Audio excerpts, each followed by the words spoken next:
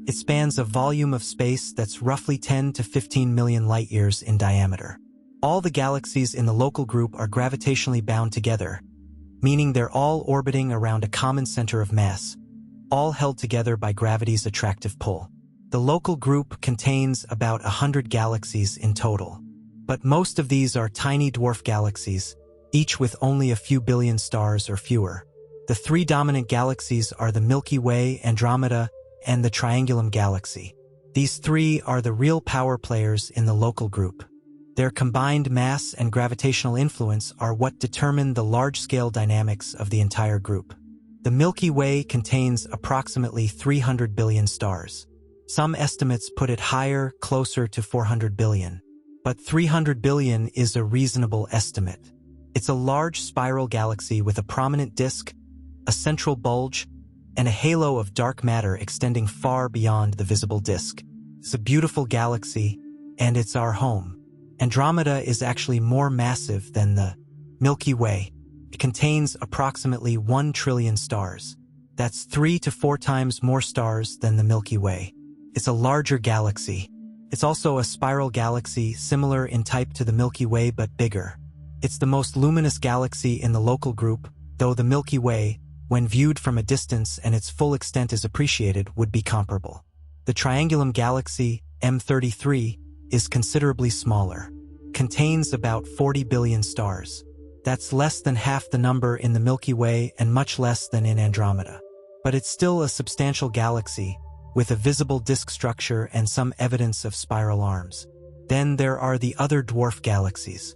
The Large Magellanic Cloud is the most important for our story.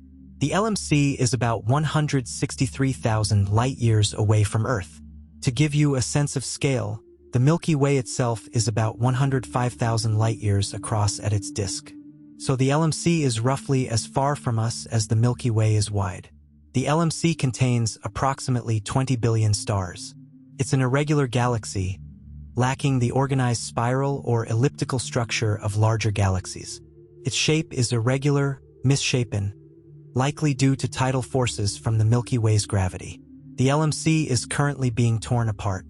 It orbits the Milky Way, and the Milky Way's gravitational forces are pulling material out of the LMC, creating long streams of stars that wrap around the Milky Way multiple times. It's a slow-motion galactic cannibalism. Over billions of years, the LMC will be completely absorbed into the Milky Way, its stars becoming part of our galaxy. Additionally, there's the Small Magellanic Cloud, which is similar to the Large Magellanic Cloud but smaller. And there are numerous other dwarf galaxies: Sagittarius Dwarf, Canis Major Dwarf, and many others. For the purposes of Sawala's simulation, the crucial galaxies were the 4 major ones: Milky Way, Andromeda, Triangulum, and the Large Magellanic Cloud. The question was how the gravitational influences of all 4 would affect the long-term dynamics of the Andromeda Milky Way system.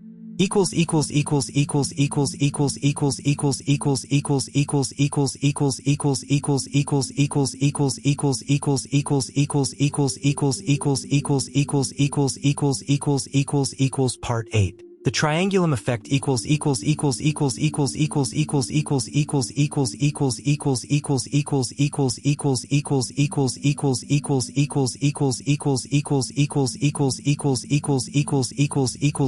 Let's first consider what happens when you add the Triangulum Galaxy to the simulation. When Sawala ran simulations with just the Milky Way and Andromeda with no other galaxies included, the collision probability was somewhat less than the 2012 analysis suggested, maybe around 70% or so. This makes sense because the 2012 analysis had based its conclusion partly on simulations that implicitly assumed Andromeda was moving directly at the Milky Way. But when Sawala added the Triangulum Galaxy to the simulations, something interesting happened. The collision probability increased. The Triangulum Galaxy's gravity seems to shepherd Andromeda more directly toward the Milky Way. It acts as a gravitational guide, keeping Andromeda on a more direct collision course with the Milky Way. Think of it this way. Imagine 2 large planets orbiting their mutual center of mass. Now introduce a third planet. The third planet's gravity will pull on both of the original planets, but the exact effect depends on where the third planet is and how massive it is.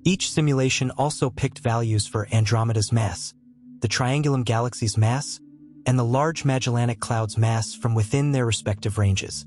The measurement of Andromeda's proper motion also has uncertainty. Sawala's team specified a range of possible values and, in different simulations, used different values within that range. Some simulations used a proper motion value at the lower end of the measured range, consistent with nearly zero sideways motion.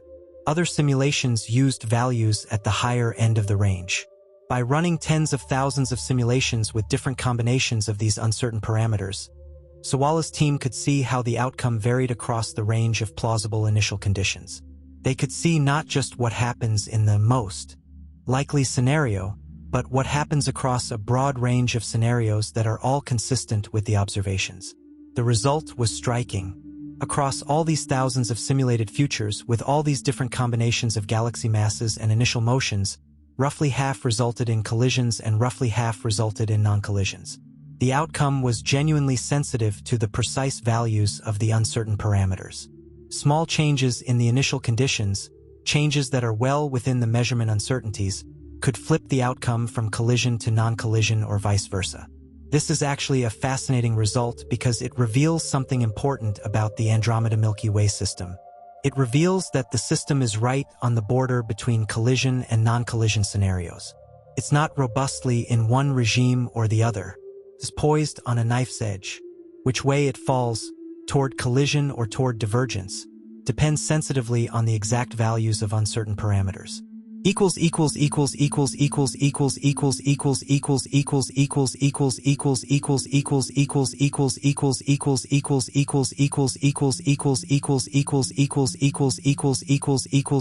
Part 11. The broader implications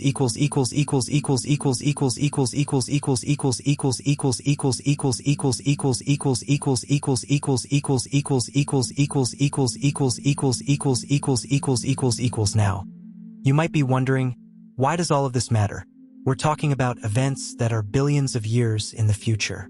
The Sun will become uninhabitable long before the Andromeda collision could happen. The Sun itself will burn out long before. So what's the practical significance of this discovery? On one level, there isn't any practical significance. It won't affect us. It won't affect anything alive for billions of years after it happens. If you're worried about cosmic threats to humanity, there are more immediate ones to consider. Asteroid impacts happen on timescales of millions of years. Supernovae nearby could happen at any time. The Sun's aging will make Earth uninhabitable in a few billion years. Compared to these more immediate cosmic threats, the Andromeda collision is a distant concern.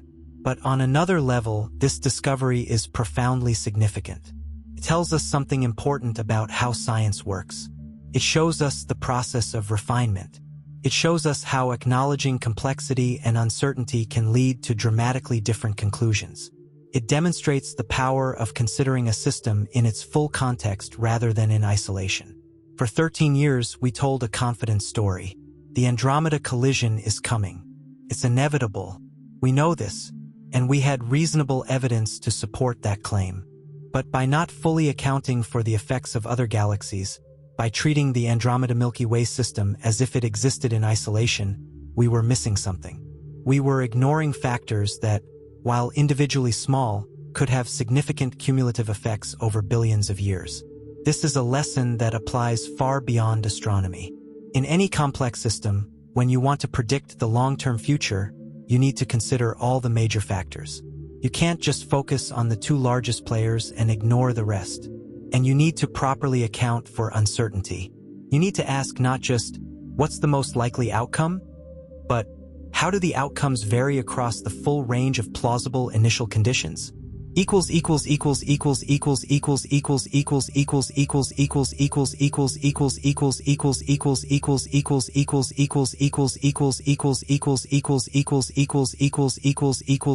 Part 12. Why this discovery was possible in 2024